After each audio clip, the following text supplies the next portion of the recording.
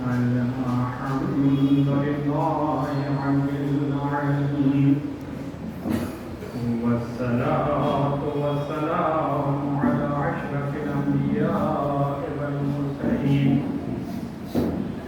ملقب بطه وياسين محبوب رب المشرقين ورب المغربين جد الحسن والحسين أبي القاسم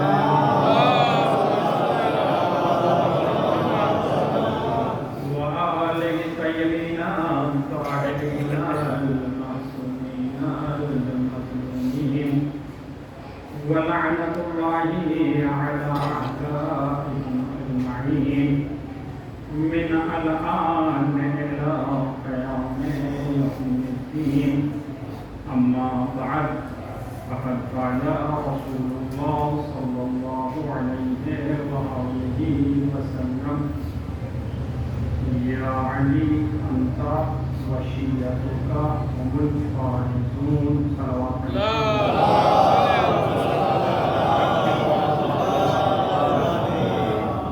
ایک مرتبہ سورہ الحمد اور تین مرتبہ سورہ توحید کی تلاوت فرما کر مرحوم شیعہ جہاں انتے محمد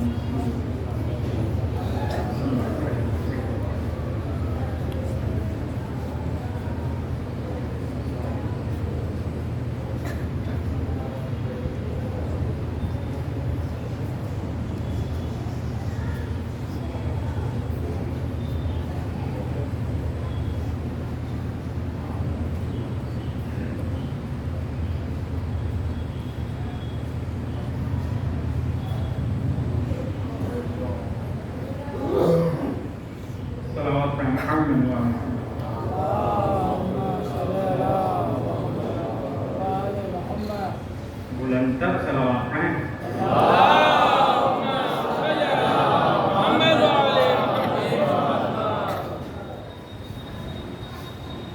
جس حدیث پاک کو ہم نے عنوان کلام قرار دیا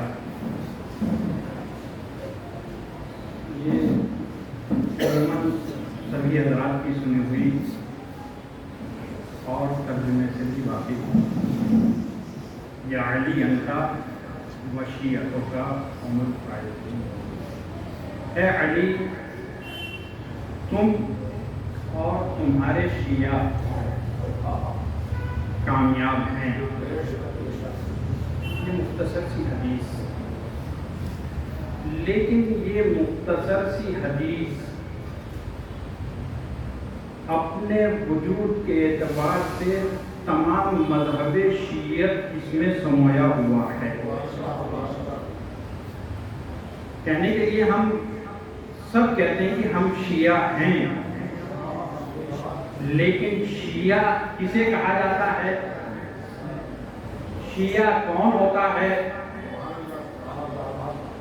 یہ اہم مسئلہ ہے۔ کہنا آسان ہے اور شیعہ ہونا ہم جیسوں کے لیے مشکل ہے، لیکن جو شیعہ ہیں وہ کہتے ہیں اس سے اچھی کوئی چیز ہی نہیں ہے۔ ہم دیکھتے ہیں، سنتے ہیں کہ شیعہ ایسا ہوتا ہے، تو پھر ہم کہتے ہیں ہم کیسے کر سکتے ہیں؟ لیکن جو اس پر عمل کر رہے ہیں وہ کہتے ہیں اس سے اچھی تو کوئی چیز ہی نہیں ہے۔ شیعہ کہا کسے جاتا ہے؟ شیعہ کے معنی کیا ہیں؟ شیعہ کے معنی ہیں پیروکار کے، پیروی کرنے والے کے، اتباع کرنے والا، نقش قدم پر چلنے والا، یہ ہے شیعہ۔ اب مولا کہ ہم شیعہ ہیں تو ہمیں کس طرح سے ان کی پیروی کرنا چاہیے، یہ ایک اہم مسئلہ ہے۔ اور پیروی کرتے ہوئے بھی ہمیں کس طرح سے اپنے یقین کے ساتھ ان کی اطاعت کرنا چاہیے۔ اگر ہم ان کی اطاعت کر رہے رہے ہیں تو پھر ہم شیعہ ہیں، اور اگر اطاعت سے باہر ہو گئے، ان کی پیروی سے باہر ہو گئے تو ہم شیعہ کہہ تو رہے ہیں لیکن ہم شیعہ نہیں ہو سکتے۔ شیعہ کہتے تو ہیں لیکن شیعہ نہیں ہو سکتے ہیں، وہ دوسری بات ہے۔ محب ہو، وہ دوسری بات ہے۔ مثال سے واضح کر دیں، آپ کسی کے یہاں ایک جوان کی موت ہو گئی، جوان کی موت ہوئی اور باپ ضعیف ہے، کمر جھکی ہوئی ہے، بیمار ہے، بتائیے اس سے زیادہ درد کسے ہوگا؟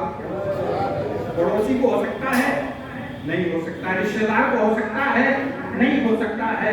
لیکن جب جنازہ اٹھا، باپ دروازے تک آیا بمشکل اور وہیں بیٹھ گیا۔